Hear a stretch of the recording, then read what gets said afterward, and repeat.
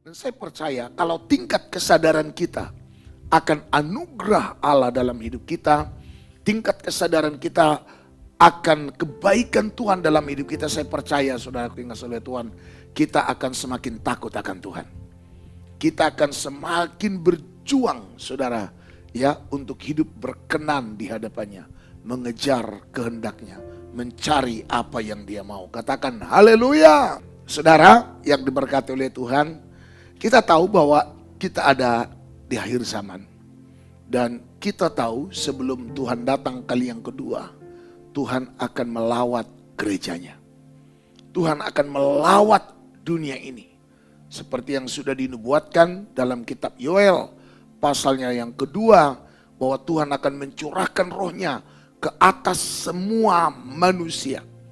Jadi luar biasa itu saudaraku yang kasih oleh Tuhan. Mari coba kita lihat dulu bentar saudaraku dalam Yoel. Ini yang akan Tuhan kerjakan. Ini yang akan Tuhan lakukan. Supaya saudara dan saya ayo belajar hidup sepakat dengan Tuhan. Katakan amin. Ya, kita datang beribadah ini saudara yang diberkati oleh Tuhan. Bukanlah hanya sekedar mengisi karena ini adalah hari Minggu. Tidak saudara. Tapi karena kita rindu agar kita hidup sepakat dengan Tuhan. Dan ingat baik-baik, sepakat dengan Tuhan itu bukan hanya pada saat hari Minggu atau ibadah tertentu. Tapi sepakat dengan Tuhan adalah hidup setiap hari. Setiap jam kita harus belajar sepakat dengan Tuhan. Saya tidak katakan udah sepakat dengan Tuhan setiap jam. Tapi kita harus terus belajar. Kita harus terus mengejar kesepakatan dengan Tuhan setiap saat. Katakan amin. Karena saudara nggak sepakat dengan Tuhan ngeri-ngeri sedap. Bahwa sangat berbahaya kalau kita tidak sepakat dengan Tuhan. Kita harus terus melatih panca indera rohani kita. Harus terus dilatih. Kadang-kadang kalau kita terlalu keras kepala. Kadang-kadang kalau kita terlalu dekil saudara. Ya harganya terlalu mahal untuk kita bayar. Tugas kita untuk mengetahui apa yang Tuhan mau di hidup kita setiap saat. Kisah 15:28. Ya. Sebab adalah keputusan Roh Kudus. Sebab adalah keputusan Roh Kudus. Terus. Dan keputusan kami. Iya, keputusan kami. Jadi sebenarnya kita nggak bisa mengambil apapun keputusan. Kalau itu keputusan kita sendiri. Sekali lagi kita bersepakat dengan Tuhan. Katakan amin. Kata keputusan Roh Kudus, keputusan kami. Ini bicara kesepakatan dengan Tuhan. Makanya saudaraku itu kita perlu bangun mesbah pribadi kita. Tuhan bukan tidak mau menghalangi kita dari kesulitan-kesulitan hidup kita. Tuhan mau hindarkan kita dari beban-beban hidup yang lebih banyak. Tapi karena kita kurang peka. Kita jadi kurang tahu apa yang Tuhan mau. Akhirnya kita jadi kurang bisa bersepakat dengan Tuhan. Dan kalau kita tidak benar-benar menjaga hubungan pribadi kita dengan Tuhan, mau kayak apapun pengetahuan saudara akan Alkitab, tetap tidak bisa sepakat dengan Tuhan. Jadi hubungan itu harus dijaga. Makanya keputusan Roh Kudus adalah keputusan kami. Kenapa kita harus sepakat dengan Tuhan? Mengapa kita harus mengambil keputusan bukan lagi keputusan kita sendiri? Supaya kepada kamu jangan ditanggungkan. Lebih banyak apa? Jadi Tuhan mau menghindarkan kita dari beban yang lebih banyak. Haleluya. Please. Jangan salahkan siapa. Dan jangan cari kambing hitam. Kalau kita sudah mulai menanggung banyak beban dalam hidup ini. Kesalahan bukan pada layar kaca Anda. Orang lain maksudnya. Tapi itu ada di diri kita masing-masing. Tidak mungkin beban kita lebih banyak. Selama kita sepakat dengan Tuhan. Belajar taat. Jujur saya belajar taat. Haleluya. Belajarlah apa adanya. Yosua pasal 3 ayat yang kelima. Kita baca bersama-sama firman Tuhan. 2 Iya, berkatalah Yosua kepada bangsa itu, kuduskanlah dirimu, sebab besok Tuhan akan melakukan perbuatan yang ajaib di antara kamu. Keren. Perintahnya jelas, lugas dan tegas. Besok Tuhan akan melakukan apa? Perbuatan yang ajaib di antara kamu. Ini kisah waktu Yosua diperintahkan oleh Tuhan menyeberangi sungai Yordan dan menduduki tanah Kanaan. Dan Tuhan berfirman kepada Yosua bahwa kamu akan segera masuk tanah Kanaan dan sungai Yordan itu akan dibelah dua. Itulah yang disebut dengan perbuatan yang ajaib yang Tuhan mau kerjakan di tengah-tengah umatnya. Perintah yang sama juga Tuhan sampaikan kepada setiap kita hari ini. Kanaan kita sudah tinggal selangkah. Kanaan itu adalah penggenapan janji Tuhan. Bukankah tanah Kanaan itu adalah tanah yang berlimpah susu dan madu yang Tuhan janjikan bagi orang Israel untuk mereka diami dan untuk mereka tinggali dan miliki dan nikmati? Amin. Amin. Dan itulah tujuan hidup yang Tuhan sudah rancang di hidupmu dan saya. Tuhan mau kita menemukan Kanaan kita masing-masing. Katakan amin. Tuhan tidak mau kita terus berputar-putar di padang gurun. Apalagi kita dalam perbudakan di Mesir. Kerja paksa. Saudara tahu kerja paksa itu perbudakan loh. Jadi kalau saudara kerja cari hidup, untuk bisa hidup dan harus dipaksa, itu perbudakan loh. Harusnya kita nggak kerja paksa. Kita ada kemerdekaan dalam bekerja sehingga apa? Kita bisa atur pekerjaan kita. Tidak akan pernah bisa menghalangi ibadah kita. Berapa banyak orang karena kerjaan tidak punya waktu beribadah. Berapa banyak orang karena kerjaan tidak punya waktu melayani Tuhan. Dan tidak punya waktu bangun mezbah pribadi. Itu perbudakan. Saudara tahu kenapa orang Israel kerja paksa di Mesir? Dan kenapa Tuhan harus melepaskan mereka dari sana? Tujuannya adalah untuk ibadah. Jadi kerja paksa itu membuat kita terhalang beribadah. Baik itu ibadah personal, pribadi, ataupun ibadah bersama, kolektif. Hati-hati saudara. Tuhan tidak mau kita ada di perbudakan itu. Amin saudaraku. Ada haleluya. Jadi pekerjaan kita tidak boleh menghalangi ibadah kita. Katakan amin. Tuhan tidak mau kita ada di posisi itu. Apalagi terus berputar-putar di padang gurun. Tuhan mau kita segera temukan dan duduki, miliki Kanaan kita masing-masing. Artinya apa? Janji-janji Tuhan yang berharga, janji hidup yang berlimpah susu dan madu itu kita temukan di hidup kita. Tuhan sudah memberikan hidupnya bagi kita. Dia berkata, aku datang supaya kamu mempunyai hidup dan mempunyainya dalam segala kelimpahan. Tuhan mau kita berkelimpahan. Berkelimpahan dalam damai sejahtera, dalam sukacita, dalam kebenaran, dalam segala yang rohani dari sorga. Haleluya, karena bahaya loh. Berkelimpahan di ekonomi, tetapi di rohani mengalami kemiskinan atau minus, itu bahaya loh. Uang itu, mamon itu, keuangan itu, ekonomi itu justru akan apa? Menghancurkan hidupmu. Makanya selalu berdoa, jangan beri aku kekayaan, supaya aku jangan melupakan engkau. Jadi jangan minta kekayaan jika itu membuatmu lupakan Tuhan. Jangan bilang, enggak akan kulupakan. Udah tahu kita. Tuhan mau bawa kita ke Kanaan kita masing-masing. Amin. Saudara mau hidupnya di tanah Kanaan? Di tanah Kanaan itu adalah tanah yang dipelihara Tuhan. Tanah yang selalu dipantau oleh Tuhan. Alkitab jelas berkata demikian. Dan saya mau beritahu, Kanaan kita sudah tinggal selangkah. Kata selangkah di sini tinggal nyebrang sungai Yordan. Dan kita tahu kisah sungai Yordan ini bicara tentang perbuatan ajaib. Ini bicara pencurahan Roh Kudus. Bukankah di sungai Yordan Yesus dihinggapi Roh Kudus seperti burung merpati?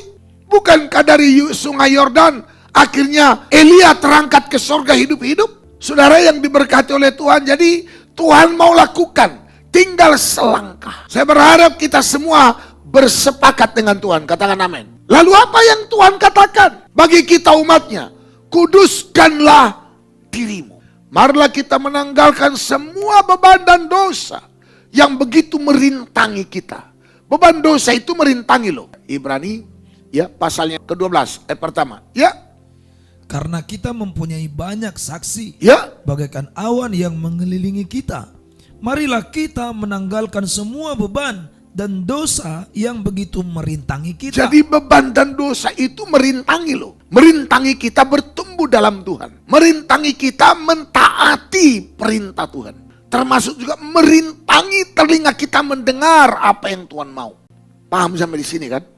Jadi itu jadi perintah, termasuk merintangi kita diberkati. Merintangi kita melihat kemuliaan Tuhan. Merintangi kita melihat perbuatan Tuhan yang ajaib. Ingat loh, Tuhan itu adalah Tuhan yang baik. Yang selalu ingin menunjukkan perbuatannya yang ajaib di hidup kita. Ya, ini untuk anak-anak youth, anak-anak muda mau menikah, sepakat dengan Tuhan. Pastikan pasangan hidupmu pilihan Tuhan. Bukan pilihan opungmu. Haleluya. Haleluya, bukan pilihan orang tuamu, pilihan Tuhan. Dan juga bukan pilihanmu sendiri. Hati-hati loh. Makanya tutup mata sekarang untuk melihat pasangan hidup. Lihat cantik langsung tutup matamu. Aku tolak semua. Haleluya. Tipu-tipuan kecantikan. Haleluya. Lihat ganteng, berduit lagi. Baik, tutup matamu. Karena itu belum tentu. Sekarang dia bisa baik, ganteng, berduit. Besok belum tentu loh. Siapa tahu besok disiram orang gila. Mukanya dengan air keras, tiba-tiba hidungnya semua habis, digilas kereta api, dan uangnya yang banyak itu juga habis untuk pengobatannya, dan 2 minggu kemudian dia kere. Kalau kau mengharap mencintai dia hanya karena posisinya dan keadaannya, bahaya. Karena keputusanmu akan menentukan bebanmu banyak atau tidak. Karena bukan oleh gagah dan kuat, melainkan hanya oleh Rohku. Sekali lagi, ayo mari kita tanggalkan semua beban dan dosa yang begitu merintangi kita. Tadi dalam Ibrani pasal 12 ayat yang pertama, coba sekali lagi dibaca dulu. Ya. Karena kita mempunyai banyak saksi, bagaikan awan yang mengelilingi kita. Ya. Marilah kita menanggalkan semua beban dan dosa yang begitu merintangi kita, dan berlomba dengan tekun dalam perlombaan yang diwajibkan bagi kita. Ya. Mari kita menanggalkan semua beban dan dosa. Jadi beban dan dosa ini, saudaraku yang asli Tuhan, ada itu karena apa? Keputusan atau ketidaksepakatan dengan Tuhan. Makanya sekali lagi, tadi saudaraku yang dikasih oleh Tuhan, dalam Yosua pasal yang ketiga ayat 5 berkata, kuduskanlah dirimu, besok Tuhan akan melakukan apa? Perbuatan yang ajaib. Saya berdoa biar setiap kita mengalami perbuatan Tuhan yang ajaib. Dan setiap kita dibawa masuk ke Kanaan kita masing-masing.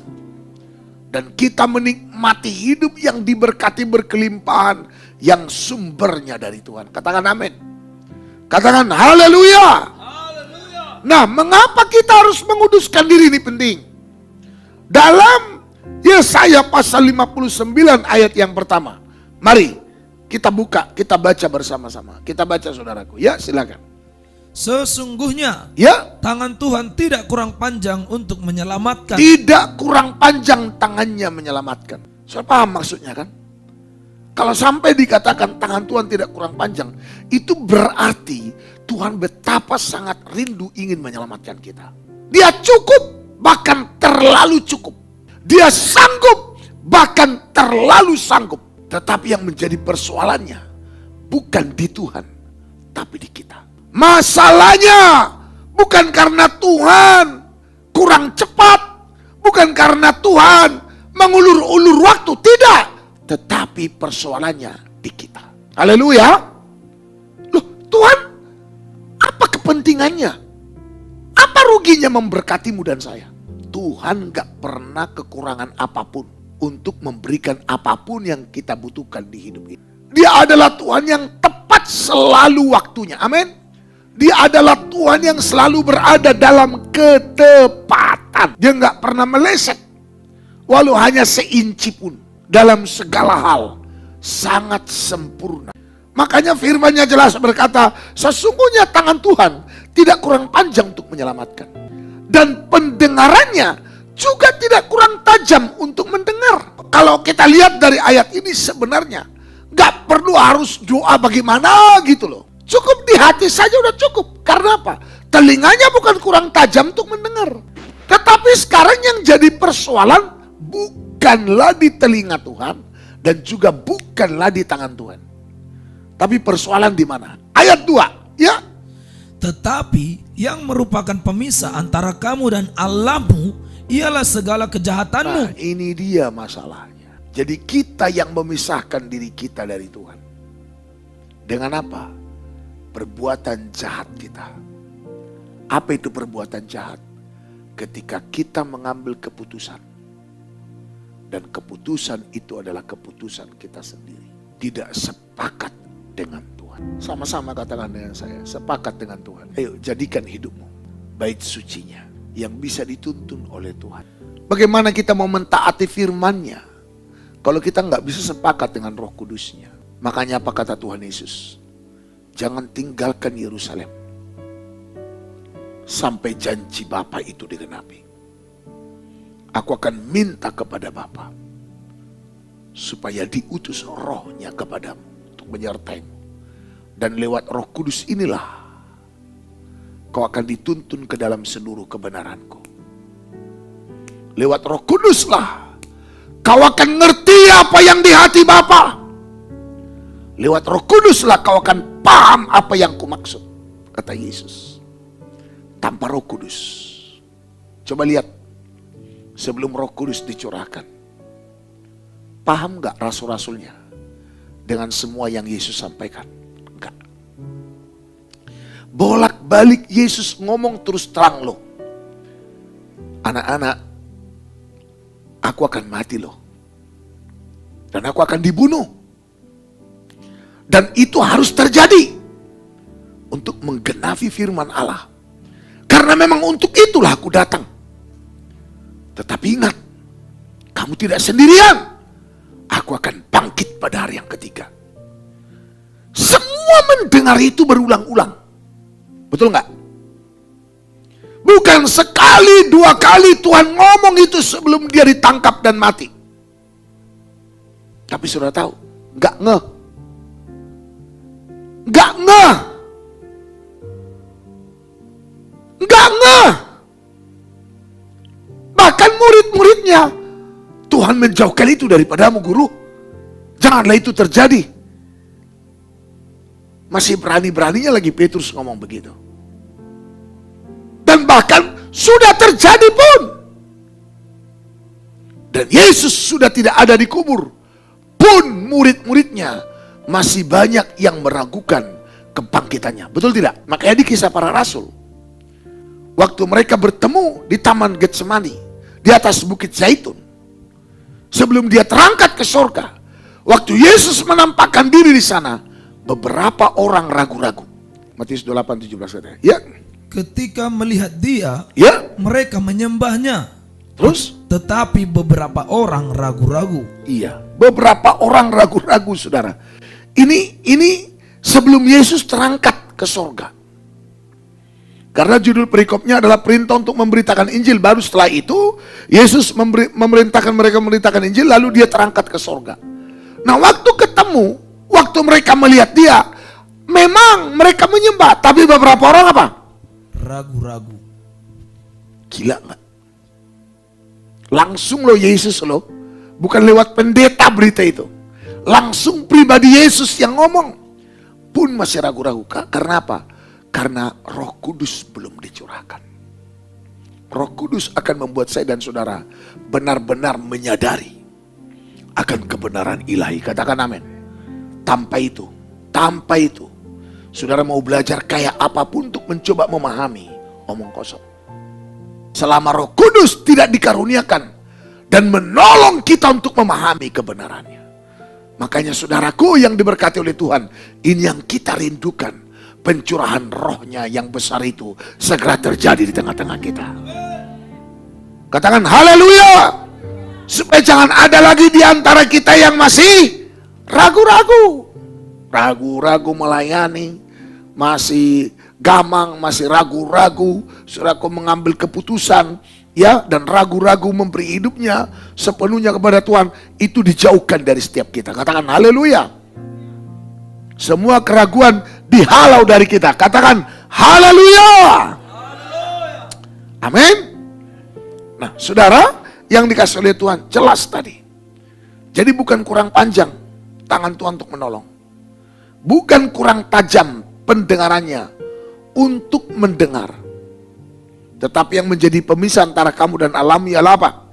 Segala kejahatanmu. Dan yang membuat dia menyembunyikan diri. Sama-sama katakan, menyembunyikan diri. Menyembunyikan diri. Yang membuat dia menyembunyikan diri terhadap kamu ialah apa? Sehingga tidak mendengar doamu ialah segala dosa. Sama-sama katakan, dosa dan kejahatan. Saudara, ada dosa dan kejahatan yang nyata. Betul tidak, saudara? Tapi saudara tahu, dosa-dosa kejahatan kita seringkali kita tidak sadari. Kita pikir kita sedang melakukan yang benar. Padahal kita semakin menjauh dari Tuhan. Dengan apa? Sederhana. Keputusan-keputusan kita. Dan keputusan kita itu bukannya jahat-jahat banget. Keputusan kita itu bukannya mau berbuat dosa. Enggak. Tapi ketika kita memutuskan keputusan untuk diri kita sendiri. Tanpa benar-benar kita tahu ini kehendak Tuhan atau tidak, itu adalah dosa. Roma 14 ayat 23. Tetapi barang siapa yang bimbang, kalau ia makan, ini masalah makan lo ya. Kalau kau makan tapi bimbang, terus ia telah dihukum. Tapi kalau kita bimbang saat makan, sudah berada dalam hukuman. Terus? Karena ia tidak melakukannya berdasarkan iman. Tidak berdasarkan apa? Iman. Terus? Dan segala sesuatu yang tidak berdasarkan iman ya adalah dosa. Iman itu apa? Ini biar lebih sederhana ya. Ini dibawa dulu kita ke dasar ini. Dan sering kita korsletingnya itu di sini. Misnya itu di sini. Roma 10, 17. Jadi iman timbul dari pendengaran. Nah, lihat. Iman timbul dari mana? Dari pendengaran. Terus? Dan pendengaran oleh firman Kristus. Jadi iman itu timbul dari firman yang didengar. Sama-sama katakan, firman yang didengar. Firman yang didengar. Firman Kristus. Artinya, firman yang diurapi. Ini pewahyuan. Di luar itu dosa.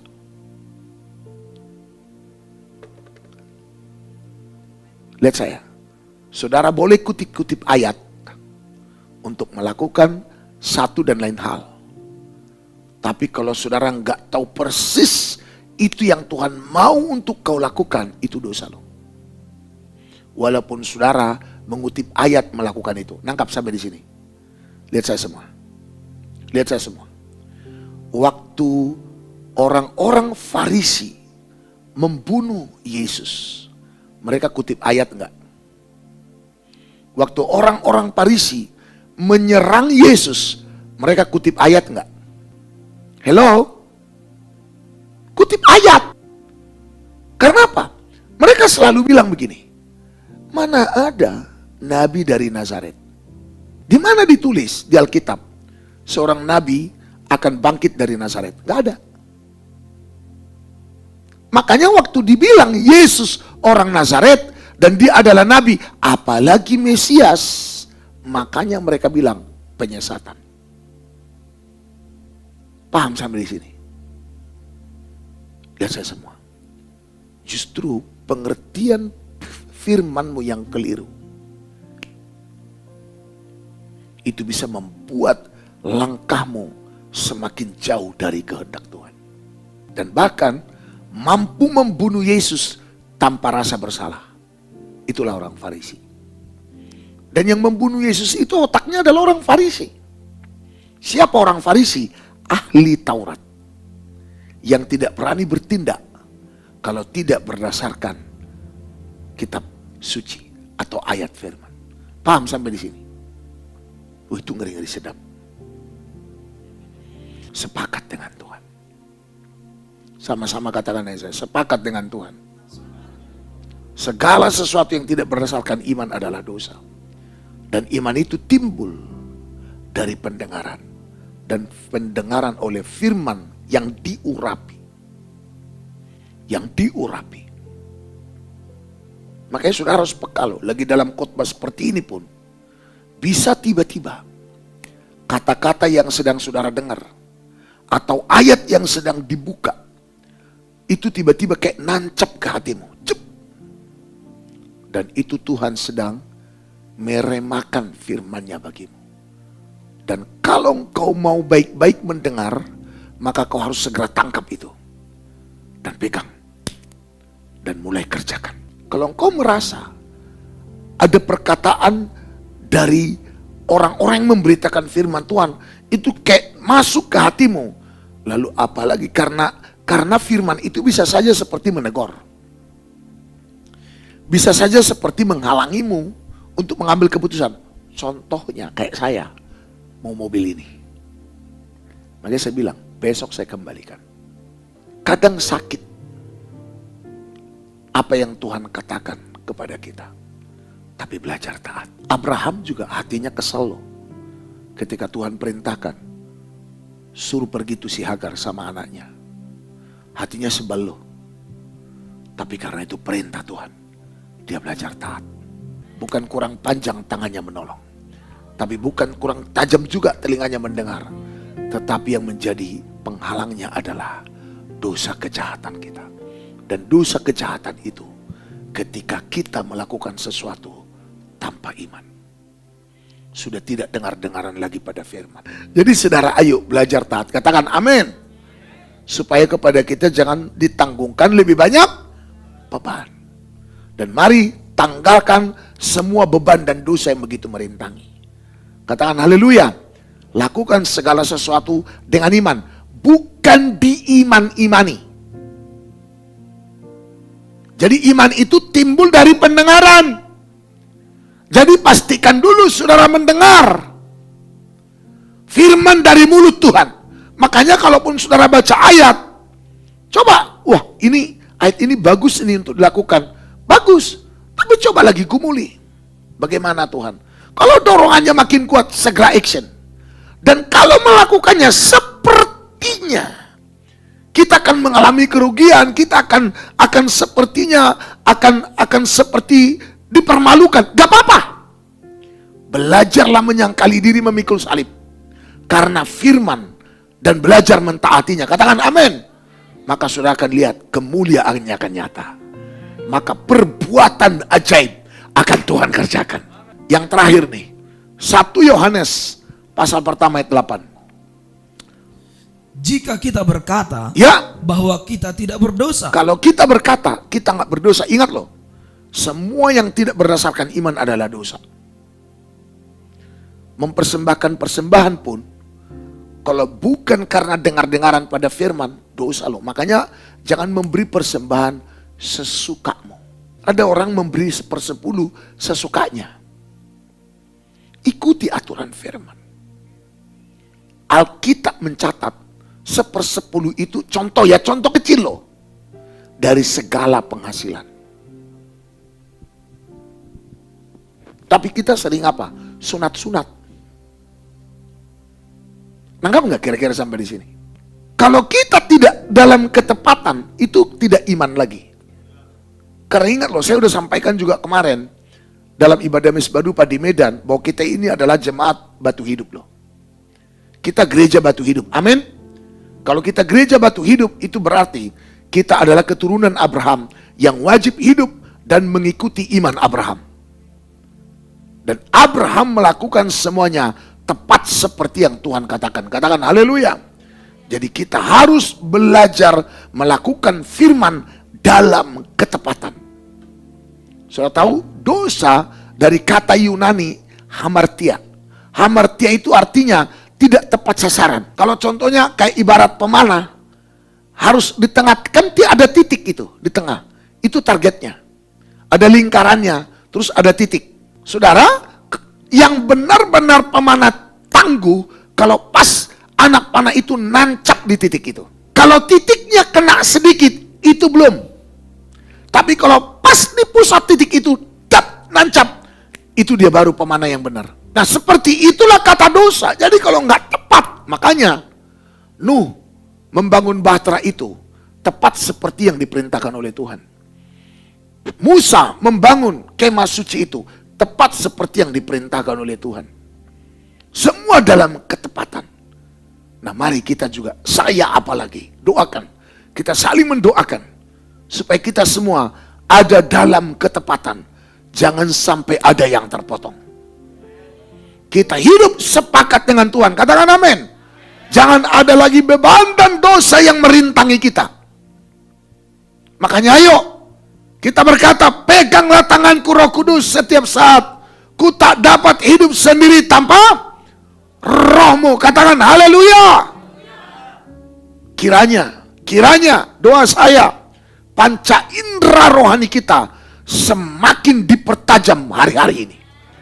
Kiranya telinga kita mudah sekali mendengar apa yang berasal dari Tuhan. Mata kita bisa melihat apa yang berasal dari Tuhan. Perasaan kita bisa merasakan apa yang dirasakan oleh Tuhan. Katakan haleluya. Tuhan Yesus Kristus memberkati kita semua.